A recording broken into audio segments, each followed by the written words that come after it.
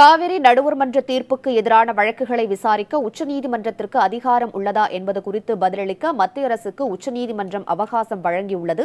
இது தொடர்பான கூடுதல் தகவல்களை செய்தியாளர் நிரஞ்சனிடம் கேட்கலாம். நிரஞ்சன், இந்த வழக்கில் மத்திய அரசு சார்பில் விடுக்கப்பட்ட கோரிக்கை என்னவாக இருக்கிறது?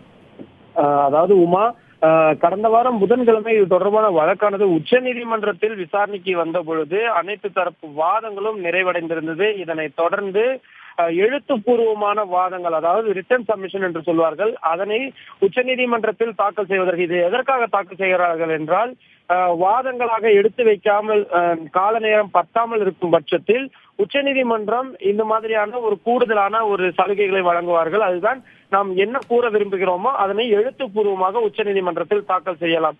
அவ்வாறாக இந்த எழுத்துப்பூர்வமான வாதங்களை தாக்கல் செய்ய கர்நாடக அரசு, தமிழக அரசு மற்றும் மத்திய அரசிற்கு அனுமதி வழங்கப்பட்டிருந்தது.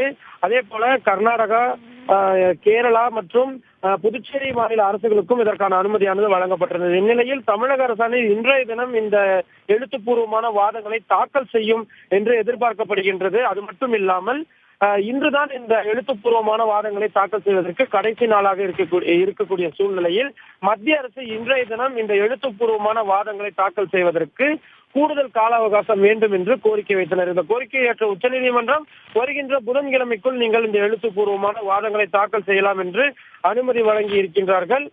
ஏற்கனவே இந்த வழக்கினை பொறுத்தவரை உச்சநீதிமன்றம் ஒரு வார காலத்திற்குள் நாங்கள் தீர்ப்பு வழங்குவோம் என்று கூறியிருந்த நிலையில் தற்பொழுது மத்திய அரசு இந்த கூடுதல் கால அவகாசம் கோரியிருக்கின்றார்கள். எனவே தீர்ப்பு வருவதற்கு மேலும் சில நாட்கள் கூடுதலாக எடுத்துக் கொள்ளப்படலாம் என்று எதிர்பார்க்கப்படுகின்றது.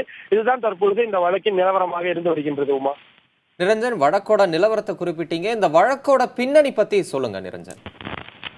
அதாவது 2007ஆம் ஆண்டு காவிரி நடுவர் மன்றமானது ஒரு இறுதி தீர்ப்பினை வழங்கியிருந்தார்கள்.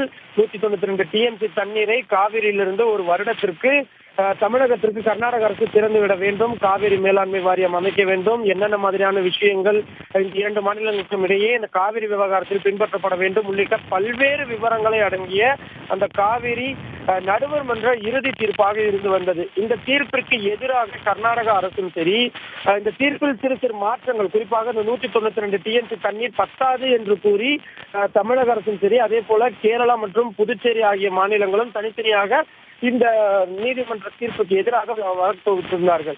இந்த வழக்கினை உச்சநீதிமன்றம் விசாரிப்பதற்கு முகாந்திரம் இல்லை என்று மத்திய அரசு திடீரென்று உச்சநீதிமன்றத்தில் வாதங்களை வைத்திருந்தார்கள். இதனைத் தொடர்ந்துதான் இந்த வழக்கானது வேறு வகையில் பார்க்கப்பட்டு வந்த நிலையில் இந்த வழக்கினை விசாரிப்பதற்கு உச்சநீதிமன்றத்திற்கு அதிகாரம் இருக்கிறது என்று தமிழகம் மற்றும் கர்நாடக அரசுகள் வாதிட்டு வந்த நிலையில் இது தொடர்பான தீர்ப்பு தான் தற்பொழுது ஒத்திவைக்கப்பட்டிருக்கின்றது. தேதி குறிப்பிடப்படாமல் இன்னும் ஒரு வார காலத்தில் இந்த தீர்ப்பானது எதிர்பார்க்கப்படுகின்றது. தமிழரசன், இதுதான் தற்பொழுது இந்த வழக்கின் பின்னணியாகவும் இருந்து வருகிறது.